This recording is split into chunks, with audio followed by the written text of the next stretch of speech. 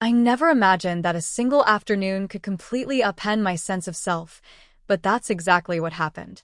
I was standing in my best friend's living room, my heart hammering so hard I could hear it in my ears, staring at a dress I had only ever seen on a mannequin, and now, somehow, I was supposed to wear it.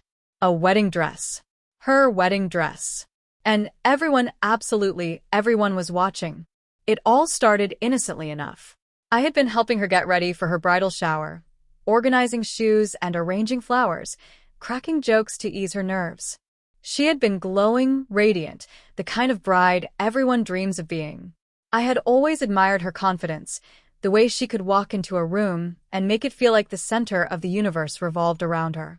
I thought I was just being her supportive friend, the one she could count on to carry a bag, fix a hairpin, or rescue a stray earring. But then, there was a moment, a shift, subtle yet undeniable. She looked at me, eyes sparkling with a mischievous edge I had never seen before, and said, "Do you want to try it on?" I laughed nervously. "Try it on? You mean the dress?" "Yes," she said, with that smile that could convince anyone to do the impossible. "Just for a second. I promise it'll be funny." I hesitated. I had never thought about myself in a wedding dress, not even as a joke. I was just me, a guy in jeans and a hoodie, always blending into the background. But her eyes, they held this insistence, this playful challenge that made it impossible to say no. I shrugged, thinking it would be harmless. "All right, fine. Just for a second." I didn't know it would last far longer than a second. She led me to her bedroom, a soft pink haze from the sunlight spilling through sheer curtains. The dress hung on a mannequin, delicate and shimmering. I stepped closer, heart racing, fingers trembling as I touched the fabric. It was softer than I expected, like it was alive, with some kind of magic I wasn't ready for. Before I could think twice, she was beside me, helping me slip into it. The moment the dress touched my shoulders, something shifted. The heavy satin felt strangely familiar, comforting even, and I felt my chest tighten, not in panic, but in this unexplainable connection. She laughed, urging me to turn around, to see myself in the mirror. I froze. The reflection staring back at me wasn't entirely me. My own face, yes, but softened, framed by the delicate lace and the flowing skirt. My hair fell in waves around my shoulders, and for the first time, I didn't feel awkward. I felt seen. And then the door creaked. "What are you doing in there?" someone called from the hallway. Before I could respond, the floodgates opened. Her friends, curious from the commotion, peeked inside, and then, as if on cue, more and more people gathered. I was trapped, surrounded by eyes, by laughter, by whispers. "Wow, he actually looks amazing," someone said. I could feel my face burn, but there was something else too. Pride? Wonder? It was terrifying and intoxicating all at once. They were watching, yes, but it didn't feel judgmental. It felt celebratory. She stepped forward, brushing a strand of hair from my face. "See? I told you. You're beautiful." The word hit me harder than anything I'd ever heard. Beautiful. I had never been called that before, at least not like this. Not in a way that made me stop and think that maybe I could actually see myself that way. The afternoon spiraled from there. People started snapping pictures, teasing, laughing, clapping even. I moved through it like a ghost at first, unsure how to respond, but the laughter, the joy, it was infectious. I started spinning in the dress, watching the skirt flare around me, hearing genuine admiration in the voices around me. And then, for a fleeting moment, I forgot about fear entirely. It wasn't just the dress. It was the way they saw me, the way I began to see myself. I realized then that identity isn't just about what you wear or what you look like. It's about who you allow yourself to be, even when the world is watching. Hours passed, though it felt like minutes. They helped me out of the dress eventually, but nothing felt the same. I had caught a glimpse of something real, something I couldn't ignore. And as I changed back into my regular clothes, I realized that I was standing at the edge of a threshold one I could never step back from.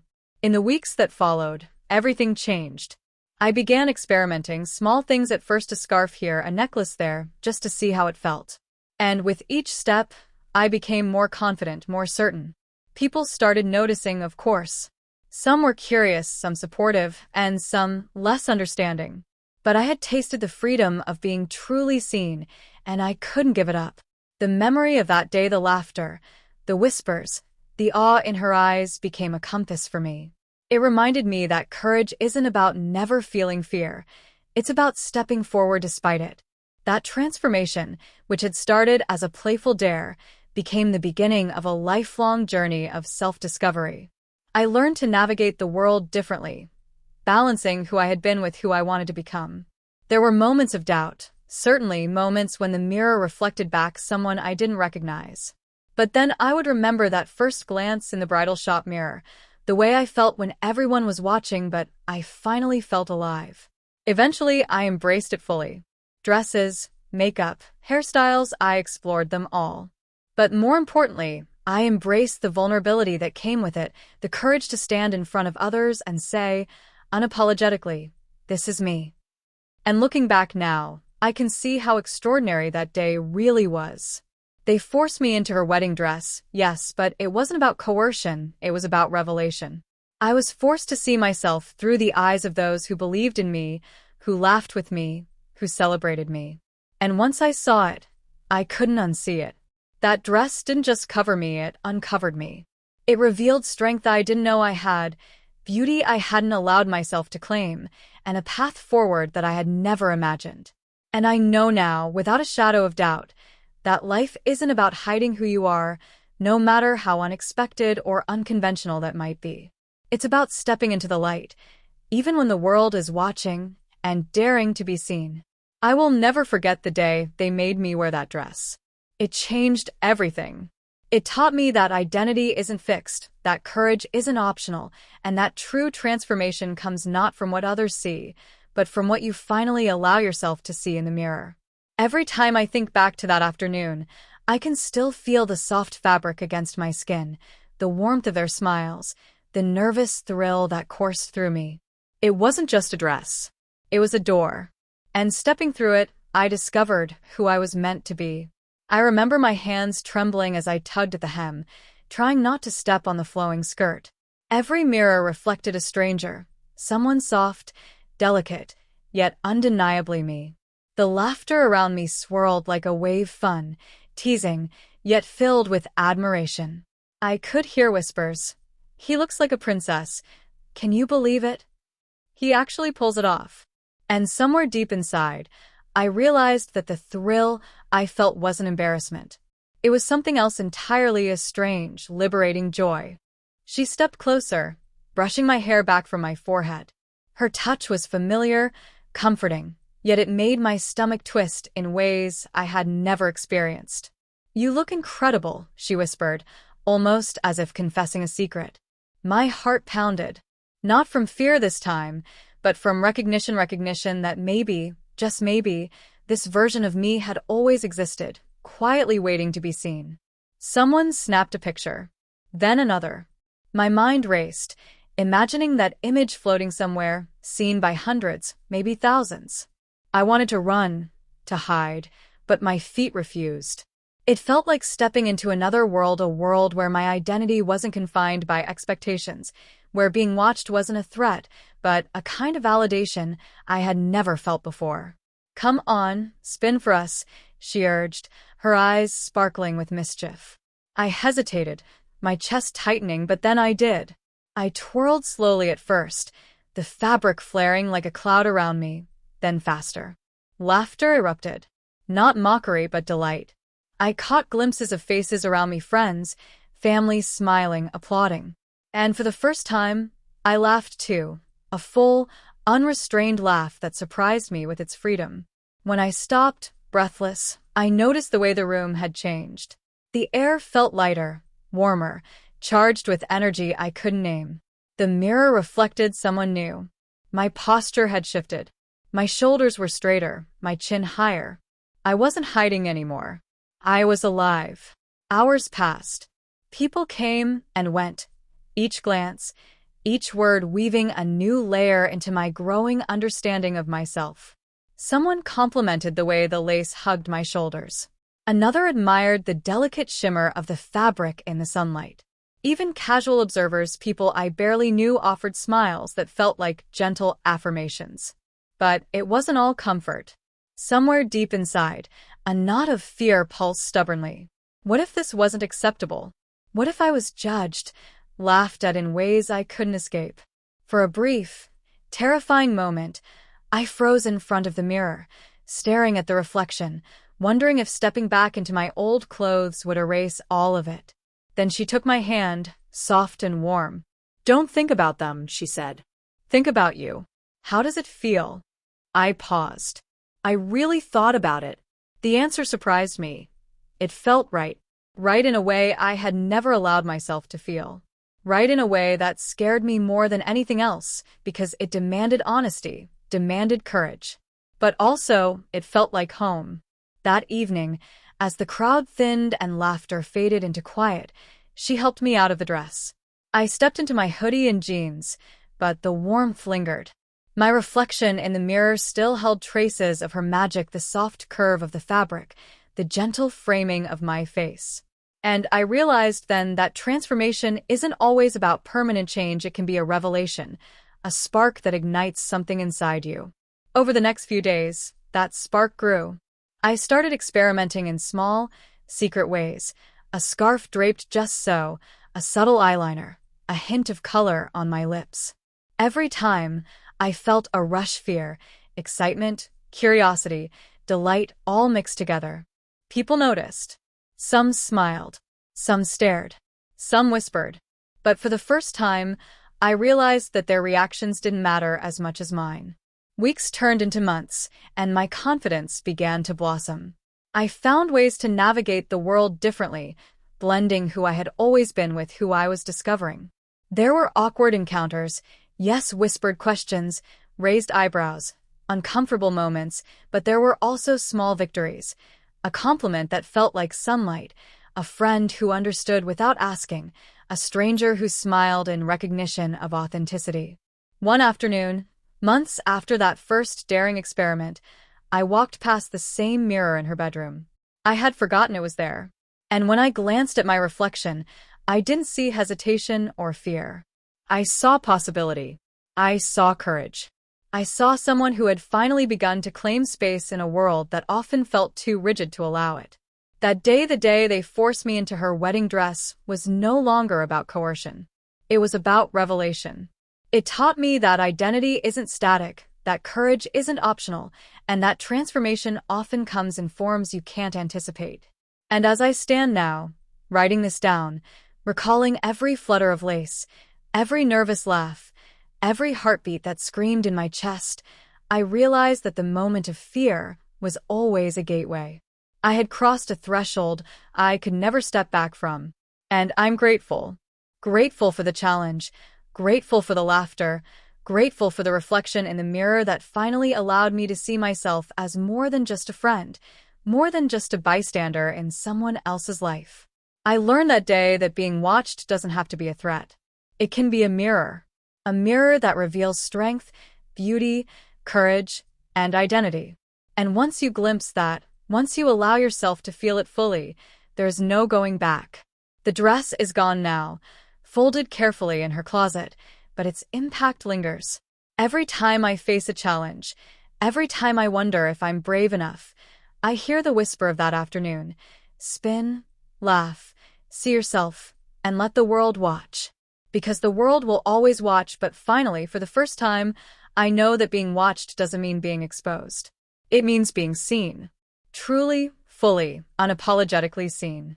And that is a kind of freedom no one can take away.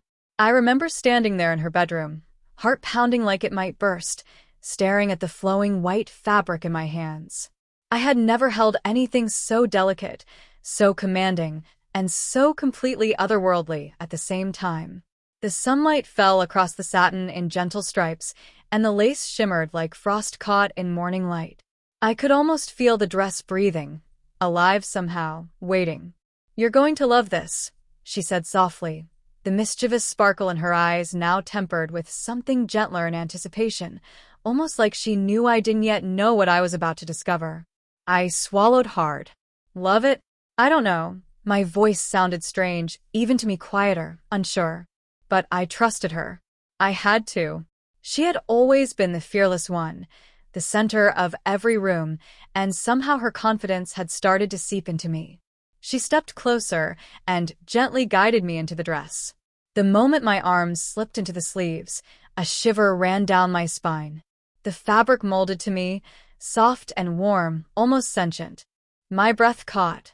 It wasn't the first time I'd felt nervous in front of others, but this was different. This was exposure, vulnerability, and revelation all at once. "Turn," she whispered. "Let me see." I obeyed, hesitating, feeling the skirt swirl around my legs like a cloud. I glimpsed myself in the mirror and froze. The reflection staring back was me, yes, but it was also someone I had never allowed myself to see before. My face looked softer, my posture more upright. The lace framed my shoulders and neckline delicately, and somehow, I felt right. For the first time, I felt a connection to my own reflection rather than an instinct to hide. Then came the first knock at the door. "Are you two in there?" "What's going on?" a voice called from outside. Before I could respond, laughter echoed from the hallway. The door opened, just a crack, and then another friend peeked inside, followed by another. Soon, it seemed like everyone had gathered, drawn by curiosity and the faint sound of my tentative laughter. And then I realized I was in front of an audience. Panic surged in my chest. My first instinct was to pull the dress over my head, to vanish into my hoodie and jeans, but my feet didn't move. I froze. Their eyes, curious but warm, fixed on me. And then she stepped forward, hand on my shoulder, grounding me. "You're doing great," she said quietly, her eyes locking onto mine. "Breathe. Just be you." I did. I let out a shaky breath. And then something extraordinary happened. I began to laugh softly at first, then louder, freer. I began to move, to spin slowly, testing the skirt. The laughter around me grew, not mocking, but celebratory. It felt like a wave, carrying me, lifting me into a space where fear had no hold. I saw faces, friends, family watching me, smiles, nods, gestures of approval. Even strangers who had wandered in out of curiosity seemed captivated. And for the first time, I wasn't embarrassed. I was alive. I was radiant. I was visible. "You're beautiful," she said softly, almost reverently. The word struck me harder than I expected. I had never been called beautiful, not like this, not with the weight and warmth it carried. And suddenly, I believed her. I saw it reflected in their eyes, in the subtle gasps of delight, in the way everyone leaned in to see me. Then came the teasing, playful part, the kind that could have broken me if it weren't underlined with warmth. "Spin again," someone shouted. "Twirl." Another added, "I never thought I'd see you like this." I obeyed. Slowly at first, testing the movement, letting the skirt flare, the lace ripple. Then faster, letting go of control. Laughter erupted, spilling from me like water breaking a dam. Every twirl felt like shedding fear. Every step felt like claiming space I had never dared to occupy. Time lost its grip. Minutes melted into hours. Conversations blurred around me as I experienced every glance, every whisper, every smile. I felt alive in a way I had never allowed myself before. And then, beneath it all, I felt a trembling and awareness that this wasn't just playful. This was transformative. Something inside me had shifted irrevocably. When at last I was helped out of the dress, the soft sigh of satin leaving my skin felt bittersweet. I was back in my hoodie and jeans, but the glow lingered. I caught my reflection in the mirror again, and for the first time, I saw a version of myself that was brave, soft, open, and unashamed. The following days were a whirlwind of quiet exploration. I started experimenting in small ways, subtle things at first: scarves, makeup, gentle hints of femininity. Every time I did, I felt that same thrill, that same nervous joy that had started in her bedroom. I realized the dress had opened a door I could never close. Weeks turned into months, and with each passing day, my confidence blossomed. I learned to walk with a lighter step, to hold my head higher, to allow myself to be seen in ways I had long denied. Some people noticed and smiled. Some whispered. Some stared. But their reactions were no longer chains. They were mirrors, reflections of how far I had come. I began experimenting with more elaborate transformations, different dresses, hairstyles, subtle makeup, and accessories. Every time, the reflection staring back at me was a little more whole, a little more true. The memory of that first day, the first spin, the first laughter, the first whispers of beautiful became my compass, reminding me that courage is forged in the moment of vulnerability. And there were challenges, of course. Not everyone understood. Some judged. Some laughed unkindly. I had moments of self-doubt, mornings when the mirror felt hostile, evenings when the world seemed too rigid to allow me my freedom. But I had tasted authenticity, had glimpsed myself in the mirror through the eyes of others who celebrated rather than shamed me. I could never go back. One evening, months later, I found myself back in her bedroom. The dress was still there, carefully folded, untouched. I ran my fingers over the fabric, remembered the weight of it, the feel of lace against my skin, the swirl of the skirt, the thrill of being watched and celebrated. And I realized something profound.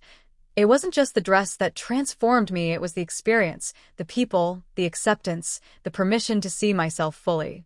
That day, they forced me into her wedding dress, yes, but it was never about force. It was about revelation, about courage, about discovering a version of myself that had been quietly waiting, patient, and insistent.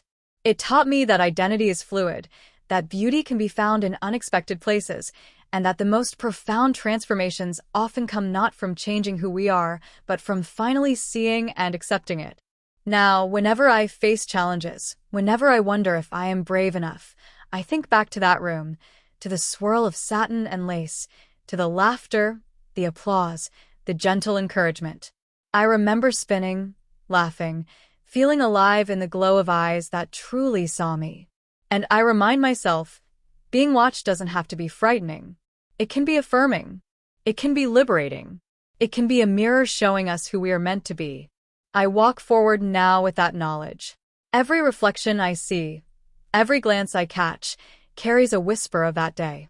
I have learned that courage is not the absence of fear, it is moving forward despite it. Identity is not a fixed label, it is a journey, unfolding, revealing, transforming. And freedom comes not from hiding, but from stepping into the light, unapologetically, fully, without fear. That dress is gone, folded neatly in her closet, but its impact will never fade. It changed me. It taught me to embrace vulnerability, to seek authenticity, to stand tall even when the world is watching. And most importantly, it revealed something I had long denied, that being seen, truly seen, can be one of the most profound, beautiful, and courageous acts of all. I will never forget the day they forced me into her wedding dress. It was terrifying. It was exhilarating. It was transformative. And in that transformation, I found myself not just the friend helping with her wedding, but someone new, someone alive, someone brave enough to face the world, dressed or undressed, and say without hesitation, "This is me." And that is a freedom I will carry forever.